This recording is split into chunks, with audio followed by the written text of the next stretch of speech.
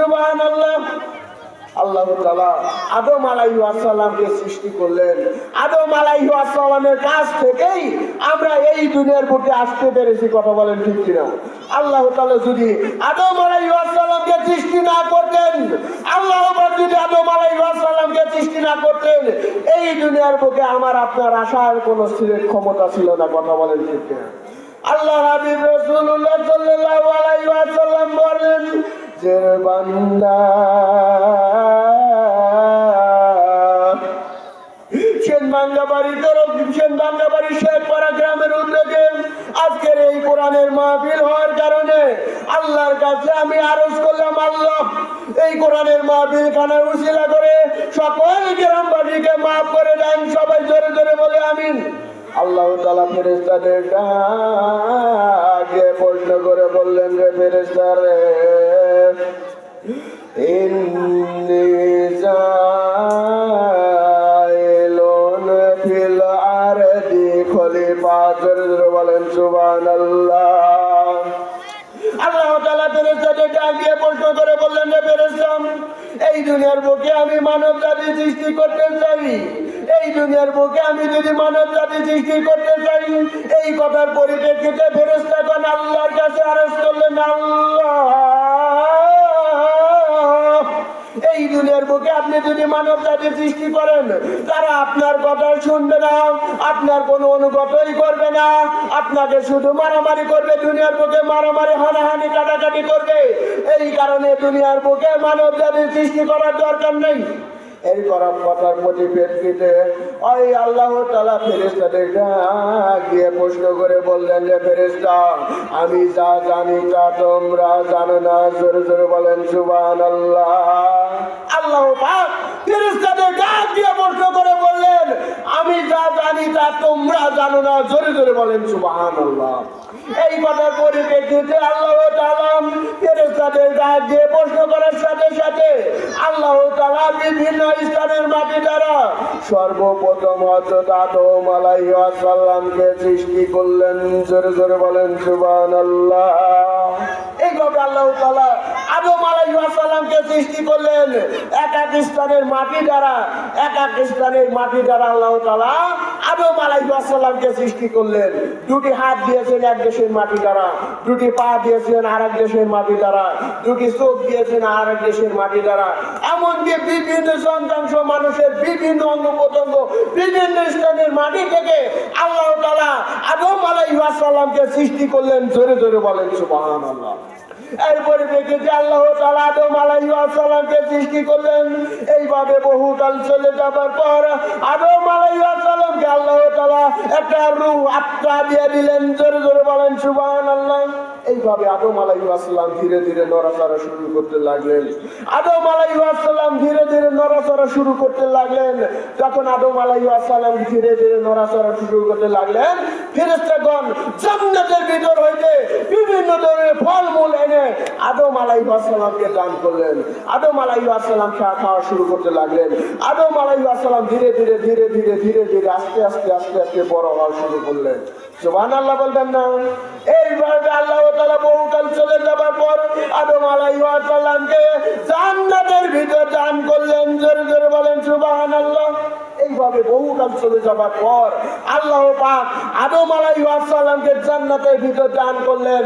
এবং আদম আলাইহিস সালাম বহুকাল চলে যাওয়ার পর আদম আলাইহিস সালামের বাম পাশ হইতে একজন স্ত্রী লোক সৃষ্টি করলেন, তার নাম রাখলেন মা হাওয়া। জোরে জোরে বলেন সুবহানাল্লাহ। আল্লাহ তাআলার আদেশে ফেরেশতাগণ আদম আলাইহিস সালামের সাথে মা হাওয়ার সাথে বিবাহ দিয়ে দিলেন এবং দুজনকে চিরস্থায়ী জান্নাতের ভিতর দান করলেন। এবং মা হাওয়াকে আল্লাহ তাআলা আদম আলাইহিস সালাম এবং মা হাওয়াকে প্রশ্ন করে বললেন, খবরদার ওই গন্ধক ফলের কাছে যেও না। যদি ওই গন্ধক ফলের কাছে যাও তাহলে তোমাদেরকে জান্নাতের পোশাক খুলে রাখা হবে। কথা বলেন ঠিক কিনা? এইভাবে আদম আলাইহিস সালাম এবং মা হাওয়া ওই গন্ধক ফল খাওয়ার কারণে, আল্লাহ তাআলার আদেশ অমান্য করার কারণে, আল্লাহ তাআলা ওই গন্ধক ফল খাওয়ার কারণে আদম আলাইহিস সালাম এবং মা হাওয়ার জান্নাতের পোশাকখানা খুলে বের করে দিলেন। এরপর আদম আলাইহিস সালাম এবং মা কাছে আরজ করলেন, আল্লাহ রব্বানা যালামনা আনফুসানা ওয়া ইল্লা তাগফির লানা ওয়া তারহামনা লানাকুনান্না মিনাল খাসিরিন। আল্লাহর কাছে আদম আলাইহিস সালাম এবং মা হাওয়া আল্লাহর কাছে আরজ করলেন, আল্লাহ আমরা আমাদের আত্মার উপর বড়ই জুলুম করেছি, আল্লাহ আপনি আমাদেরকে মাফ করে দেন। আপনি যদি আমাদেরকে মাফ না করেন এই দুনিয়ার বুকে আমাদেরকে মাফ করার কেউ থাকবে না। কথা বলেন ঠিক কিনা? আল্লাহ তাআলা যদি মাফ না করেন আদম আলাইহিস সালাম ছাড় পেত না। কথা বলেন ঠিক কিনা? আদম আলাইহিস সালাম ছাড় পেত না আল্লাহ তাআলা যদি মাফ না করতেন। আল্লাহ তাআলা যদি মাফ না করতেন মা হাওয়াকে ছাড় পেত না। কথা বলেন ঠিক কিনা?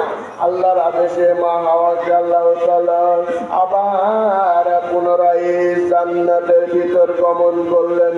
জোরে জোরে বলেন সুবহানাল্লাহ। তখন থেকে এইভাবে বহুকাল চলে যাবার পর আল্লাহ তাআলা মৃত্যুকে সৃষ্টি করলেন। কি সৃষ্টি করলেন? এইভাবে বহুকাল চলে যাবার পর আল্লাহ তাআলা মৃত্যুকে সৃষ্টি করলেন।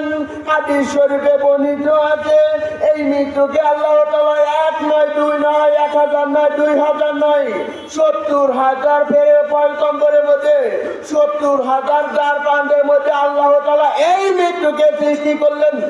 এক একটি শৃঙ্খল হইতে এক একটি শৃঙ্খলের দূরত্ব, একটি দ্রুতগামী ঘোড়া যখন হাজার হাজার হাজার হাজার দৌড় মাইল জুড়ে পেরিয়ে যায় তবুও একটি শৃঙ্খল হইতে অন্য একটি শৃঙ্খলের দূরত্ব সমান হবে না। কথা বলেন ঠিক কিনা?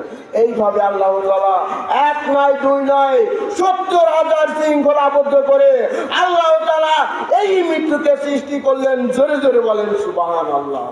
এইভাবে বহুকাল চলে যাবার পর আল্লাহ তাআলা এই মৃত্যুকে হযরত আজরাইল আলাইহিস সালামের হাতে দান করলেন। জোরে জোরে বলেন সুবহানাল্লাহ। এইভাবে বহুকাল চলে যাবার পর আল্লাহ পাক এই মৃত্যুকে হযরত আজরাইল আলাইহিস সালামের হাতে তুলে দিয়ে দিলেন। এবার আজরাইল আলাইহিস সালাম আল্লাহর কাছে আরজ করলেন, আল্লাহ আপনি যে আমাকে দায়িত্বটা দিয়ে দিলেন আমি যেন এই দায়িত্বটা সঠিকভাবে পালন করতে পারি। এবার আল্লাহ তাআলার কাছে আজরাইল আলাইহিস সালাম যখন আল্লাহর কাছে আরজ করলেন, আল্লাহ আপনি আমাকে দায়িত্বটা বার করে দিয়ে দেন আমি যেন এই দায়িত্বটা সঠিকভাবে পালন করতে পারি। এই কথার পরিপ্রেক্ষিতে আল্লাহ তাআলা আজরাইল আলাইহিস সালামকে ঘোষণা করে দিলেন, যাও যাও যাও এই মৃত্যুটাই ভাগটা আমি তোমার হাতে তুলে দিয়ে দিলাম। জোরে জোরে বলেন সুবহানাল্লাহ। আজরাইল আলাইহিস সালাম আল্লাহর দেওয়া ওই মৃত্যুটাই ভাগটা পুনরায় ফিরে পেয়ে গেলেন। এবার আজরাইল আলাইহিস সালাম প্রত্যেক মানব জাতিকে বলতে থাকে, আজ আমার কাছে কেউ রেহাই পেতে পারে না। কথা বলেন ঠিক কিনা? আজ আমার কাছে কেউ রেহাই পেতে পারে না। আমি আজরাইল আলাইহিস সালাম মানুষের যখন মৃত্যুর সময় উপস্থিত হয়ে যায় আমি আজরাইল আলাইহিস সালাম ওই মৃত্যুকে কাউকে পরোয়া করি না। কথা বলেন ঠিক কিনা? এই দুনিয়ার বুকে আপনি এক যে কোনো অন্যায় কাজ করলে এক দেশ থেকে আপনি আর এক দেশে পালিয়ে বেড়াইতে পারেন। কথা বলেন ঠিক কিনা? কিন্তু আজরাইল আলাইহিস সালাম যখন আমার আপনার ভিতরে আসবে ওই আজরাইল আলাইহিস সালাম মালাকুল মউত ফেরেশতা যখন আমার আপনার ভিতরে চলে আসবে রে বাজান এই দুনিয়ার বুকে আমি আপনি 1 সেকেন্ডের জন্য টিকে থাকতে পারবো না। কথা বলেন ঠিক কিনা? ওই আজরাইল আলাইহিস সালাম যে কোনো সময় আমার আপনার মাঝে আসতে পারে। কথা বলেন ঠিক কিনা? ওই আজরাইল আলাইহিস সালাম মালাকুল মউত যে কোনো সময় আমার আপনার ভিতরে আসতে পারে। এই কারণে ভাই মৃত্যুর জন্য আজরাইল আলাইহিস সালামের সতর্কবাণী মানব জাতিকে ঘোষণা করিয়া দিলেন, আমি কোনো ছোট মানি না, আমি কোনো বড় মানি না, আমি কোনো লাট সাহেব মানি না, আমি কোনো কোটিপতি মানি না, আমি কোনো চেয়ারম্যান মেম্বার মানি না, আমি মানি একমাত্র কোরআনের ঈমান এবং আমল। জোরে জোরে বলেন সুবহানাল্লাহ। এই কারণে ভাই মৃত্যুর জন্য সর্ব অবস্থায় আমাদেরকে প্রিপারেশনটা নিয়ে যেতে হবে। এই কারণে কোরআনওয়ালা হইতে কোনো টাকা পয়সা লাগে না রে বাজান, নামাজিওয়ালা হইতে কোনো টাকা পয়সা লাগে না, আল্লাহওয়ালা হইতে কোনো টাকা পয়সা লাগে না, জিকিরওয়ালা হইতে কোনো টাকা পয়সা লাগে না। কথা বলেন ঠিক কিনা? নামাজ কি টাকা দিয়ে কিনে পাওয়া যায়? কথা বলেন। দুনিয়ার বুকে আপনি অন্যান্য সকল জিনিস কিনতে পারেন, টাকা দিয়ে কখনো নামাজ কেনা যায় না, টাকা দিয়ে কখনো আল্লাহওয়ালা হওয়া যায় না, টাকা দিয়ে কখনো এলেম হওয়া যায় না, টাকা দিয়ে আপনি কখনো ওই জান্নাতের টিকিট কিনতে পারবেন না। কথা বলেন ঠিক কিনা?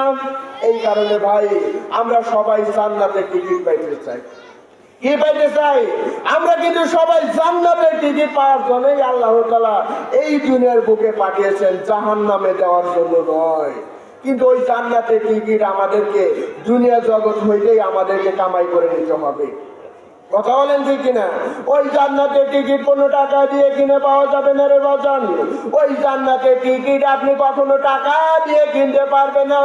এই দুনিয়ার বুকে আপনি যত ধরনের টিকিট বলেন, বাসের টিকিট, ট্রেনের টিকিট, এরোপ্লেনের টিকিট, জাহাজের টিকিট, যত ধরনের টিকিট বলেন না কেন আপনি টাকা দিয়ে কিনতে পারেন, কিন্তু জান্নাতের টিকিট কখনো টাকা দিয়ে কিনে পাওয়া যাবে না। কথা বলেন ঠিক কিনা? ওই জান্নাতের টিকিট যদি টাকা দিয়ে কিনে পাওয়া যায় তো আমি আল্লাহর কাছে আরজ করতাম, আল্লাহ আপনার কত টাকা লাগবে? আপনার কত টাকা লাগবে? 1 কোটি, 2 কোটি, 5 কোটি, 10 কোটি আপনি আমাদেরকে দান করেন, আমি 10 কোটি টাকাই আমি আপনাকে দেব। তার বিনিময়ে আপনি যদি আমাকে একটা জান্নাতের টিকিট দান করতেন, ইস আমি বড়ই খুশি হইতাম। কথা বলেন ঠিক কিনা? টাকা দিয়ে আপনি জান্নাতের টিকিট কিনতে পারবেন না রে বাজান। টাকা দিয়ে আপনি বড় বড় নেতা হইতে পারেন, এমনি কোটিপতি মন্ত্রী হইতে পারেন, টাকা দিয়ে কখনো জান্নাতের টিকিট পাওয়া যাবে না। ওই জান্নাতের টিকিট যদি আমরা পাইতে চাই রে ভাই, কোরআনওয়ালা হওয়ার কোনো বিকল্প নাই। কথা বলেন ঠিক কিনা? ওই জান্নাতের টিকিট যদি আমরা পাইতে চাই, আল্লাহওয়ালা হওয়ার কোনো বিকল্প নাই। ওই জান্নাতের টিকিট যদি পাইতে চাই, নামাজিওয়ালা হওয়ার কোনো বিকল্প নাই। ওই জান্নাতের টিকিট যদি আমরা পাইতে চাই, জিকিরওয়ালা হওয়ার কোনো বিকল্প নাই। কথা বলেন ঠিক কিনা? কারণ সর্বোপরি ওই জান্নাতের টিকিট যদি আমরা পাইতে চাই, তাহলে কোরআন আমাদেরকে যা যা করতে বলে, কোরআন আমাদেরকে যা যা শিক্ষা দেয়, সেই কথাগুলোই আমাদের মাঝে আমল করতে হবে। কথা বলেন ঠিক কিনা? এই জান্নাতের টিকিট ভাই এমন কেউ নাই যে জান্নাতের টিকিট পাইতে চায় না। একজন হিন্দু ব্যক্তিও কিন্তু চায়, আল্লাহ আপনি আমাদেরকে কোরআনের জন্য কবর জগতে আপনি আমাদেরকে একটা জান্নাতের টিকিট দান করেন। একজন হিন্দু ব্যক্তিও চায় যে জান্নাতের টিকিট আল্লাহ তাআলা আপনি দান করেন, কিন্তু জান্নাতের টিকিট কখনো টাকা দিয়ে কিনে পাওয়া যাবে না। জান্নাতের টিকিট যদি টাকা দিয়ে কিনে পাওয়া যায় তো তাহলে ভাই কবর জগৎটা টাকা দিয়ে আপনি লক্ষ লক্ষ টাকা দিয়ে জান্নাতের টিকিট কেনা যেত।